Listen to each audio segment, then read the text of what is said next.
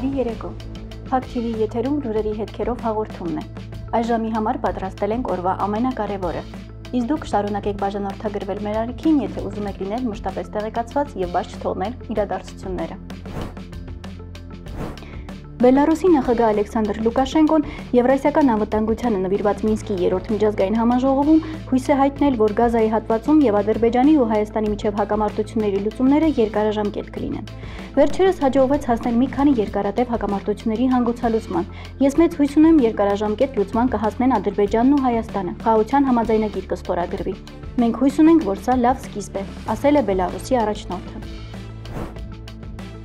Բաքվում ապօրինաբար պահվող Վագիվ Խաչատրյանի դուստրը գրառում է արել։ Երբեմն թվում է, թե ամեն բառ ավելորդ է, երբեմն թվում է անիմաստ ինչ-որ բան գրել, էմոցիաներ կիսել համացանցում, բայց լինում են օրեր, երբ լռել չես կարող, երբ բառերն են դառնում միակ ձևը խեղդված զգացմունքները դուրս բերելու համար։ Հայրիկի 70-ամյակն է, իսկ մենք խենթանում ենք անզորությունից, որ չենք կարող պարզապես զանգահարել ու ասել. «Պապա, ծնունդդ շնորհավոր, կներես մեզ անզորներիս, մեր բարի, մեր հայրիկ։ Օդային գրկում ենք քեզ այնքան սերտ, որքան թույլ է տալիս սիրտը։ Դու կզգաս մեր ջերմությունը, այն ուժը, որը պիտի քեզ օգնի դիմակայել բոլոր դժվարություններին։ Ոչ մի սահման չի կարող բաժանել մեզ։ Դու գալու ես, վստահ ենք, խոստացել ես»։ Հիշեցնենք, Վագիվ Խաչատրյանը առևանգվել էր Լաչինի Միջանցքի սկզբնամասում տեղակայված ադրբեջանական անցակետից, երբ Կարմիր խաչի ուղեկցությամբ փորձում էր Արցախից անցնել Հայաստանի Հանրապետության տարածք։ Շինծու այս գործով դատաքննությունը մեկնարկել էր 2023 թվականի հոկտեմբերի 13-ին։ Ադրբեջանական կողմը պնդում էր, թե Խաչատրյանին հատկացվել է փաստաբան եւ թարգմանիչ։ Արցախի նախկին պետնախարար Արտակ Բեգլարյանն էլ հերքել էր Խաչատրյանին առաջադրված մեղադրանքները։ 2023 թվականի նոյեմբերի 7-ին Բաքվի զինվորական դատարանը 15 տարվա ազատազրկման էր դատապարտել Խաչատրյանին։ Ընդ որում 15 տարվա ազատազրկման 5 տարին Խաչատրյանը կանցկացնի բանտում, իսկ մնացած ժամկետը խիստ ռեժիմով ուղիչ գաղութում։ Հռոմի Պապ Լևոն 14-րդը նոյեմբերի 30-ին Սուրբ Անդրեաս Առաքյալի տոնին Թուրքիա կատարելիք իր առաքելական ճանապարհորդության ընթացքում կայցելի հայաստանյաց առաքելական Սուրբ եկեղեցի։ Այցի ընթացքում նորին սրբությունը կմասնակցի աղոթքի, ինչը Պապի ծրագրում ներառված է որպես քրիստոնեական համերաշխության եւ էկումենիկ երկխոսության խորհրդանշական քայլ։ Հռոմի Պապի այցելությունը տեղի կունենա Նիկեայի առաջին տիեզերական ժողովի 1700-ամյակի շրջանակում, որի հոբելյանը համարվում է քրիստոնեական համընդհանուր եկեղեցու պատմության առանցքային տարեթվերից մեկը։ Պատմական ու առասպելական կերպարները ադրբեջանականացնելու կամ թյուրքականացնելու նկրտումները Ադրբեջանում հասել են Տորքան գեղին։ Նշում են, թե Տորքը պարզապես նույն թյուրքն է, իսկ հայերը շուրջ 250 տարի կեղծել են դա։ Հայկական առասպելաբանության ամենահայտնի կերպարներից է Տորքան գեղը։ Պատմիչ Մովսես Խորենացին վկայում է, որ Տորքը աներևակայելի ուժի տերդյութազն էր, հայ ժողովրդի նախահայր Հայկի ծորը։ Գաղտնիք չէ, որ Ադրբեջանի հին եւ հնագույն շրջանի պատմության հորինումը ադրբեջանցիների բնիկացումն ու տեղայնացումը սկսվել է դեռևս խորհրդային վաղ շրջանից։ Պատմության ստեղծման բաղադրիչներից մեկը պատմական տարբեր ժամանակաշրջանների քաղաքական եւ մշակութային անձանց ադրբեջանցի հռչակելն է։ Օրինակները բազմաթիվ են։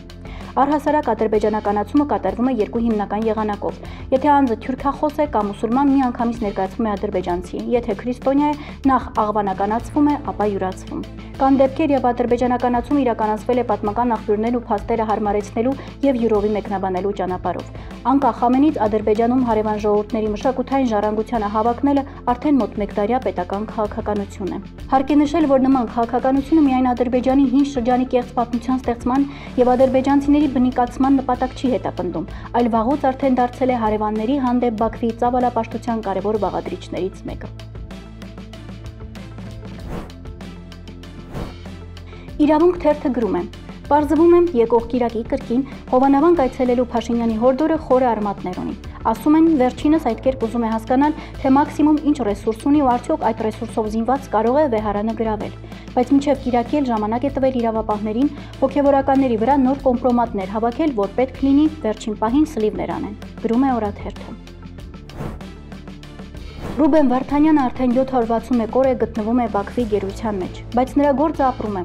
Դիլիջանում պատրաստվում է այգու վերանորոգման նոր փուլ։ Այս ընթացքում հիմնադրամի հիմնադիրներ Ռուբեն Վարդանյանը եւ Վերոնիկա Զոնաբենդը գործընկերների հետ համատեղ ավելի քան 4 միլիոն դոլարի ներդրում են կատարել նախագծում։ Այս ֆինանսական աջակցության շնորհիվ կատարվել են այգու բարեկարգման աշխատանքներ, ստեղծվել են նոր ենթակառուցվածքներ, ինչն էլ իր հերթին խթանել է տեղական բիզնեսը եւ նպաստել նոր աշխատատեղերի ստեղծմանը։ Այս պահին ոչ միայն պատրաստ է հարմարավետ եւ լիովին կահավորված ժամանակակից խաղահրապարակի նախագիծը, այլև իրականացվել են անհրաժեշտ նախապատրաստական աշխատանքներ շինարարությունը սկսելու համար։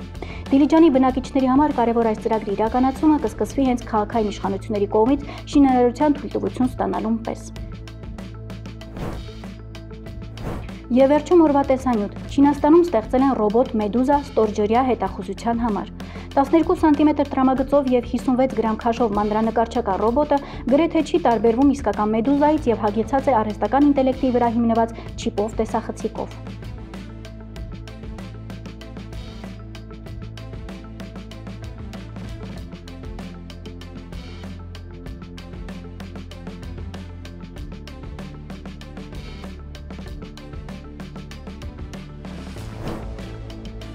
Այսօր այսքանը։ Շարունակեք մնալ Փակ TV-ի հետ եւ բաժանորդագրվել մեր YouTube ալիքին օրվա ամենակարևորն ու բացառիկը բաց չթողնելու համար։